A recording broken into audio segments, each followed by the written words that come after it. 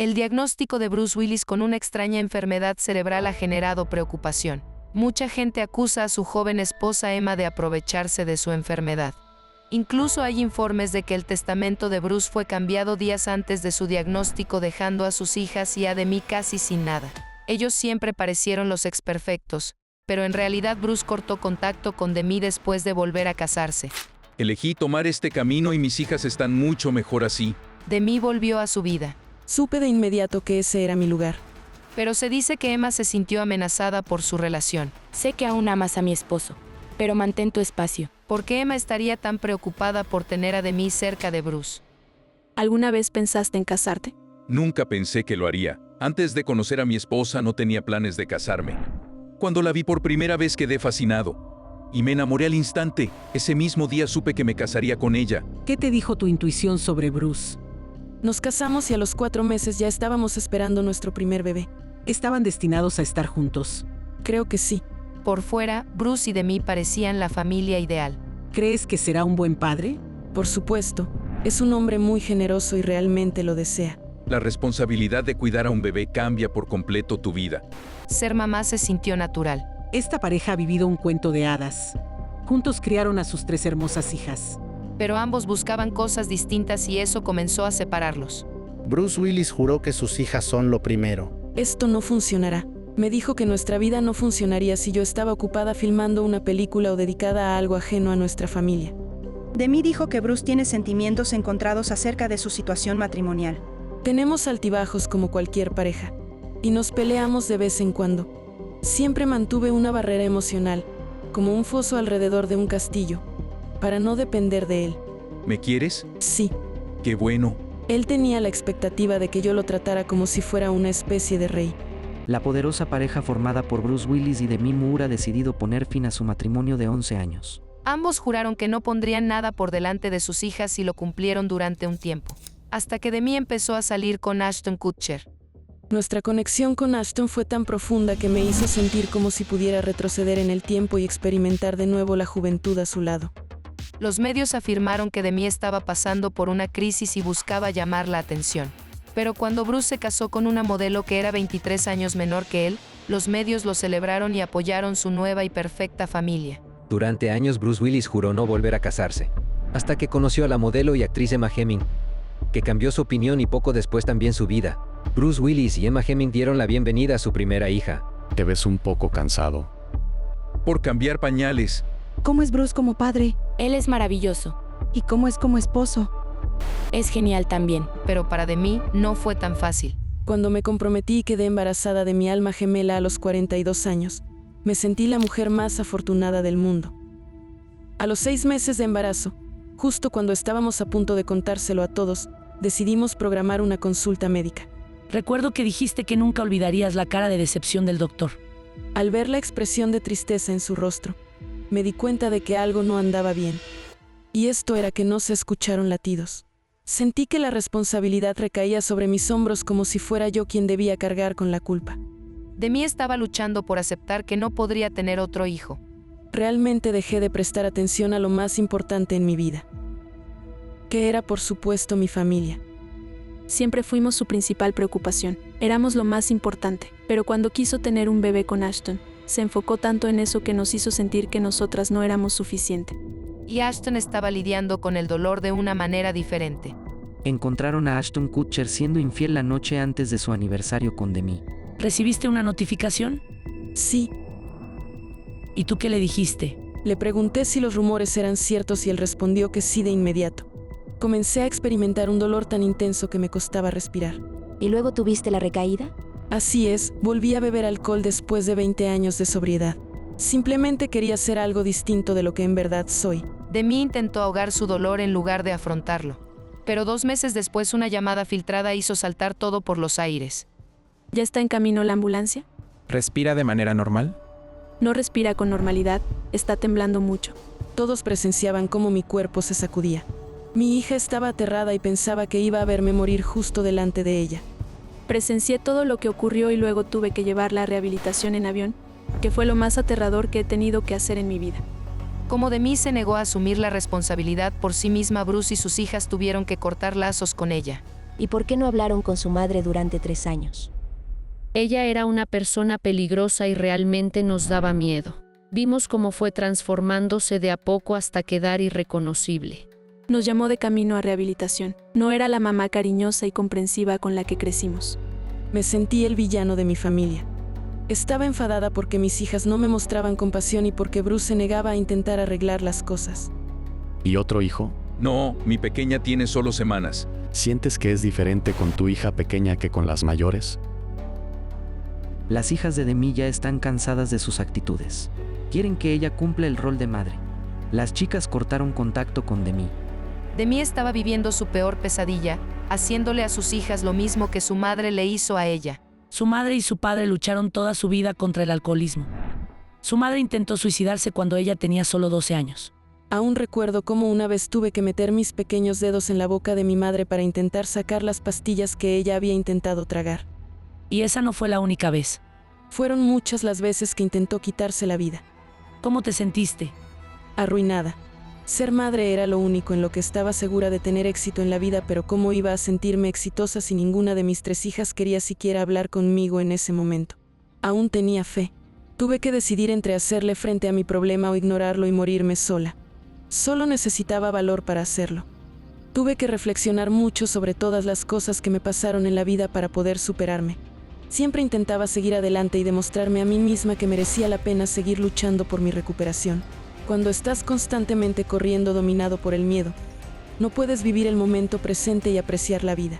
Demi finalmente era la versión de sí misma que Bruce y sus hijas siempre vieron. Hace poco dijiste que Demi te ha ayudado a ser una persona más atenta y cariñosa. ¿Qué hizo por ti? Dado que soy una persona que siempre quiso mostrarse fuerte, me resultaba muy difícil desahogarme y expresar mis emociones. No podía disfrutar mi vida, y mi esposa realmente me enseñó a cambiar eso y a vivir el ahora. Un día recibí una llamada de Bruce. Atendí y él comenzó a llorar y a decirme que estaba muy orgulloso de mí. La familia de Demi parecía más fuerte que nunca hasta que llegó un diagnóstico que nadie vio venir. Todavía me quedan otros 25 años de vitalidad para seguir trabajando y haciendo películas. Uno de los héroes más duros de Hollywood se enfrenta ahora a una batalla por su propia salud. Esta es una enfermedad muy cruel. Bruce Willis ha revelado su diagnóstico de demencia frontotemporal. Pero mientras la familia de Bruce lo defendía, Emma enfrentaba críticas públicas que nunca antes había vivido. Ya que muchas personas dicen que quiero llamar la atención, me gustaría aclarar algunas cosas. Voy a aprovechar estos minutos de fama para explicarles cómo me siento. Hoy comencé el día llorando. La gente siempre me dice que no entiende cómo hago para mantenerme tan fuerte. Qué dramática. Me tiene cansado con su papel de víctima. Seguro que ahora entiendes lo que sucede cuando decides casarte con un hombre mucho mayor que tú. Incluso hubo informes de que el testamento de Bruce se cambió días antes de su diagnóstico. Pero cuando Bruce y Demi fueron vistos juntos de nuevo, se contradijo la versión de los medios. Están Bruce y Demi juntos de nuevo. Una fuente confiable le dijo a Radar Online que Demi se mudó con Bruce y que se quedará hasta el final. Pero los fans se preguntan dónde está Emma y por qué no está con Bruce. Bruce y Demi se encuentran con sus 3 hijas en Idaho, pero su actual esposa Emma se ha quedado en Los Ángeles con sus otras 2 hijas. Emma, la actual esposa, desmiente el rumor sobre la ex esposa mudándose a su casa. Pero Demi ya había pasado por eso antes, así que salió en defensa de Emma y aclaró las cosas. Bruce vino a pasar un tiempo con nosotras, y su actual esposa y sus hijas pequeñas se unieron un poco más tarde, cuando las niñas terminaron el colegio. La ex esposa de Bruce honró a su actual pareja. Emma y yo tenemos muchas cosas en común.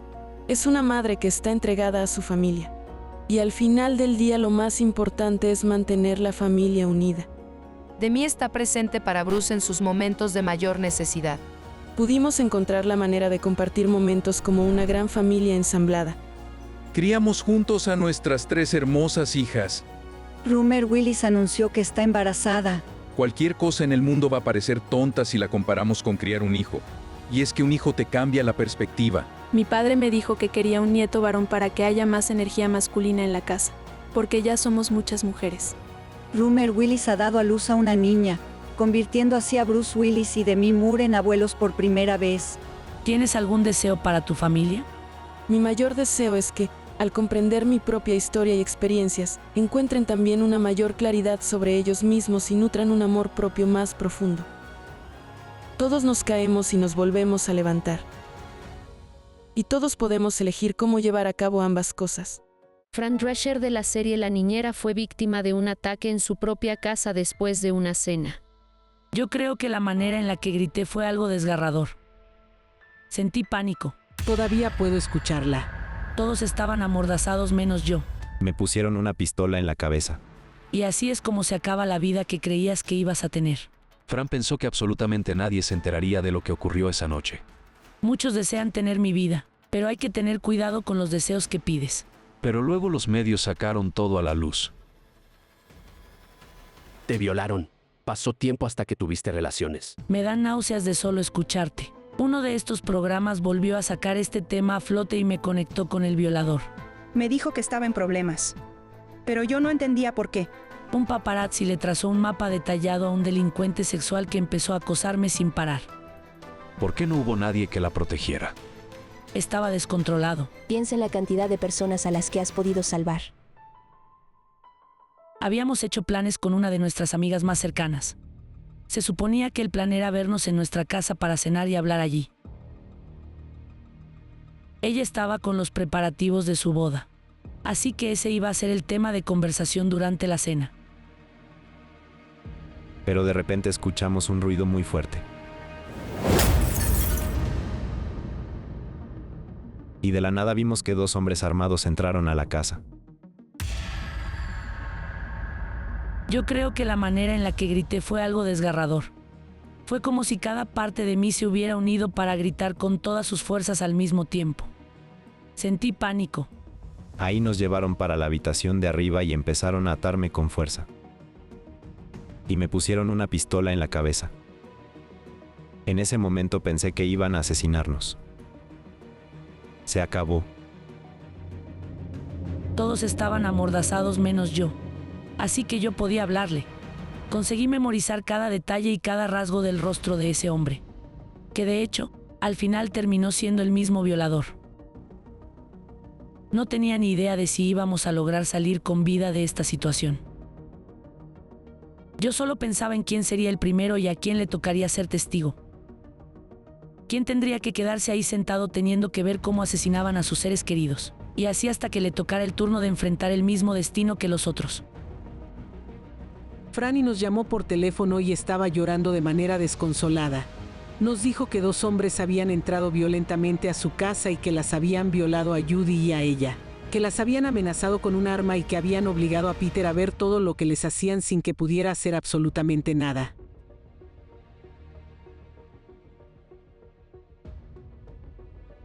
No lo sé. Desearía haber podido hacer algo. Pero quizá nos hubieran matado por eso. Los dos tenemos un recuerdo un poco vago de cuando nos vimos por primera vez. Ambos teníamos 15 años, y fue un día que yo estaba subiendo las escaleras y él venía bajando. Yo la saludé y ella me saludó también, con esa voz nasal que la caracteriza. Me costaba creer que esa voz podía salir de esa cara tan hermosa. Era como si nos conociéramos de toda la vida. Salíamos juntos cuando terminamos la secundaria y ya éramos una especie de pareja. Y nos casamos cuando teníamos 21 años. ¿Consideras que haberte casado con tu novio de la secundaria fue algo bueno? Sí, hemos hecho todo juntos. Cuando teníamos como 21 años, empezamos a escribir ideas para comenzar a grabar algo al estilo de la serie Yo amo a Lucy en honor a nuestros ídolos. Lucy Jr. nos escribió cuando estábamos haciendo La Niñera y nos dijo que tuviéramos cuidado con lo que aspirábamos. Esa serie fue como nuestra hija. Es obra nuestra. Un titular del New York Times decía, no es Mary Poppins. Franny hacía que todo fluyera muy natural desde el primer momento. Cuando estábamos eligiendo los nombres para los niños, pensamos en que si tuviéramos hijos nos gustaría ponerle al niño Brighton y a la niña Grace. Recuerdo estar en las escaleras traseras con Fran, tomándonos de las manos y diciendo que íbamos a salir a hacer el espectáculo y que todo saldría muy bien. Me di cuenta de que al programa ya se le consideraba como un gran éxito cuando comenzamos a superar la popularidad del príncipe del rap en Bel-Air.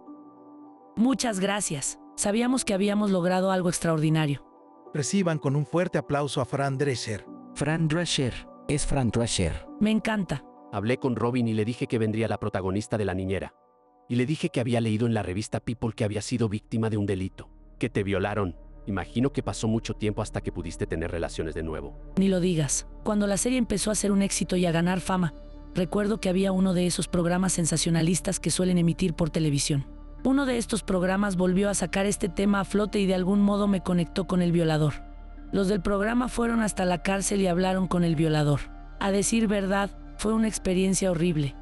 Este incidente había sucedido hacía más o menos 10 años. Pero todo esto me hizo revivir la historia a través de la televisión, hizo que se me despertara un cuadro muy fuerte de estrés postraumático. Y la cuestión es que yo no me había permitido vivir todo esto en un principio, así que comencé a lidiar con todo otra vez. Te pregunto algo. ¿El culpable está aquí? No, lo condenaron a 114 años de prisión. Entonces hubo varias víctimas. Sí, de hecho hubo 2 autobuses llenos de testigos. ¿Hablas en serio? Sí. ¿Y cómo hicieron para atraparlos? Bueno, debo decir que tengo memoria fotográfica. Y justo esa semana dijeron por la tele que si uno estaba en una situación así, era importante fijarse en los detalles y en los rasgos de los agresores. Eso es muy importante. La mayoría de las víctimas se asustan tanto que no intentan prestarle atención a eso. Y yo recuerdo con muchísima claridad todas las preguntas que nos hicieron esa misma noche, cuando nos tuvieron retenidos como rehenes mientras nos amenazaban con armas de fuego. Y entonces, así fue como conseguí memorizar cada detalle y cada rasgo del rostro de ese hombre. Que de hecho, al final terminó siendo el mismo violador. Entonces pude colaborar con las autoridades describiendo la cara de aquel hombre. Y así lograron hacer el retrato hablado. Digamos que gracias a la descripción que di fue que lograron atraparlo. Ese día él estaba a punto de entrar a la autopista, y justo en ese momento fue cuando la policía logró detenerlo. Tenía la bragueta abierta y en el bolsillo llevaba una gran cantidad de joyas. Puede que el agresor de Fran Drescher esté preso, pero esta historia aún no termina. Me convertí en un blanco fácil por culpa de un paparazzi. Había montado un campamento frente a mi casa, y en las fotos que me tomó se veía claramente la calle en la que vivía. Terminó revelando mi ubicación. Básicamente le trazó un mapa detallado a un delincuente sexual que ya tenía antecedentes penales y que empezó a acosarme sin parar. Simplemente me armé de valor y me levanté, y tomé la determinación de poner a un lado mis sentimientos. Pero claro, el problema es que no puedes deshacerte de tus sentimientos y siempre van a quedar en tu interior. Recuerdo que una vez estaba en un restaurante y si no estoy mal era un ayudante de camarero o algo así. El caso es que dejó caer al suelo una bandeja por accidente. El ruido fue tan estruendoso que obviamente todo el mundo en el restaurante lo escuchó. Pero mi reacción fue a otro nivel. Yo me levanté de la silla de un salto y pegué un grito muy fuerte, porque el recuerdo todavía estaba muy latente. Mi esposo tuvo que empezar a ir a terapia psicológica porque se veía muchísimo más afectado por esa situación. Noté que a él se le estaba haciendo mucho más complicado todo. No decía nada, se la pasaba muy callado. Yo seguía manteniendo mi postura de ser una supermujer y que podía tener todo bajo control. Creía que solo él necesitaba ayuda. Empezamos a pelear. Las cosas no iban bien y yo me volví muy controlador con ella. No me ocupaba de mí, sino que me preocupaba todo lo que tuviera que ver con ella, desde su ropa hasta lo que comía. Quería controlar cada cosa de la serie y de ella. Entonces decidí dejarlo. Fue muy duro. Él no quería. Pero tuvimos que seguir viéndonos por lo menos durante un año más porque todavía teníamos cosas por hacer con la serie. Pero no me dirigía la palabra. Ya no estábamos juntos en los 2 últimos años de la serie, y cuando la terminamos y nos separamos de verdad, él se mudó a Nueva York. No fue capaz de irse muy lejos. Estaba muy enojado. Me sentí profundamente culpable por haberlo dejado, porque nunca había tomado en mi vida una decisión que fuera tan significativa para mí, a costa de otra persona. Realmente el combustible de mi vida era que los demás fueran felices. Si no dejas salir el dolor, poco a poco él va a ir encontrando la manera de asentarse en tu cuerpo. Y en mi caso, el problema en ese momento fue que en realidad no me di la oportunidad de socavar ese dolor. No me tomé el trabajo de buscar y explorar el núcleo de la desesperación que estaba viviendo. No hice la tarea de profundizar en mi dolor. Todo fue como una tormenta. No me sentía bien y mi matrimonio estaba muy mal. Todo se estaba volviendo un caos. La relación con mi esposo estaba destrozada y la verdad es que yo me sentía muy infeliz. Durante la última temporada de La Niñera, había estado sintiendo unos síntomas un poco extraños. Incluso durante el primer año después de acabar la serie seguía teniendo esos mismos síntomas. y estuve yendo de doctor en doctor durante unos 2 años. Cada doctor me daba una opinión diferente y me recetaba cosas distintas. Hasta que después de pasar por 8 doctores, por fin encontraron lo que tenía.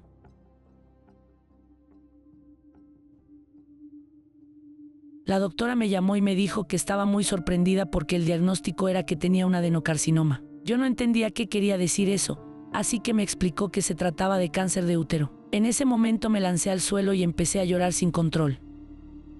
La única opción que tenía era hacerme una histerectomía radical. Una histerectomía radical es una operación muy complicada para cualquier mujer en el mundo. Pero para alguien como yo que nunca ha tenido hijos, la verdad es que es algo especialmente difícil de aceptar. Y fue extremadamente difícil para mí tener que enfrentarme y lidiar con ese sufrimiento. Sentía que el remedio para combatir mi cáncer resultaba ser en realidad un castigo adicional al castigo que ya me había tocado vivir en el pasado. Estaba muy enojada con la comunidad médica. Sentía que mi cuerpo me había traicionado. Cuando volví del hospital, empecé a detallar mi cuerpo frente al espejo y vi esa línea roja que tenía sobre el hueso púbico. Yo estaba hinchada y llena de moretones por todos lados. Y recuerdo que un día me sentía bastante decaída. Entré a mi habitación y mi novio estaba leyendo un libro. Él estaba tranquilo haciendo sus cosas. Y yo entré y empecé a pegarle en el pecho mientras le decía que no quería que las cosas fueran de esta manera. Que sentía que yo era una persona totalmente distinta a la que solía ser. Pensé que nunca volvería a ser la misma persona de antes. Que mi vida nunca iba a volver a ser la misma. Cualquier plan que hubiera podido tener o cualquier meta que me hubiera propuesto, ya no iba a ser posible que la lograra. Mis padres vinieron hasta aquí para ayudarme mientras me recuperaba.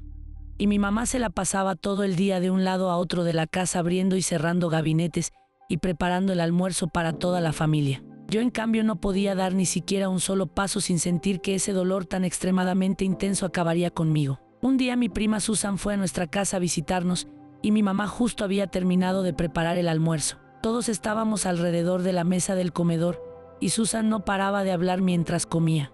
Cuando de repente vi que empezó a ahogarse con su propia comida. Yo había visto una situación similar en un restaurante y por eso supe lo que estaba ocurriendo. Ella se levantó sin soltar su copa de vino y empezó a agarrarse la garganta porque no podía respirar. Me levanté de la mesa sin dudar ni un solo instante. Y me puse detrás de mi prima y empecé a hacerle la maniobra de Heimlich. Y mi madre, que tiene una voz parecida a la mía, gritaba, «¡Cuidado con los puntos!». Y así fue como de repente mi prima Susan regurgitó un pequeño pedazo de pollo que salió volando de su boca y cayó al suelo.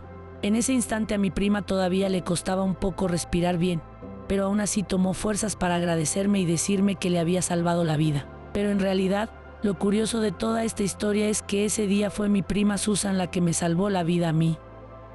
Porque ahí yo comencé a sentirme como la Fran de antes. Así que tomé una decisión. Voy a hacer algo con esto.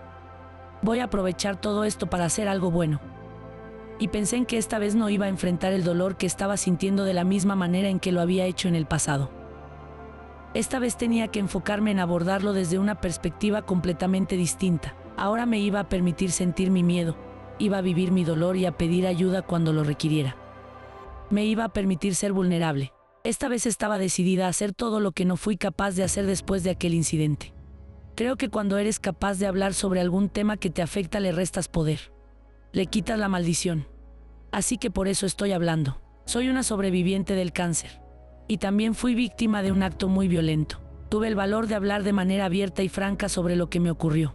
Porque la intención es que la gente pueda ver que si yo fui capaz de sobrevivir a eso, quizás alguien más pueda encontrar el valor necesario para salir adelante también.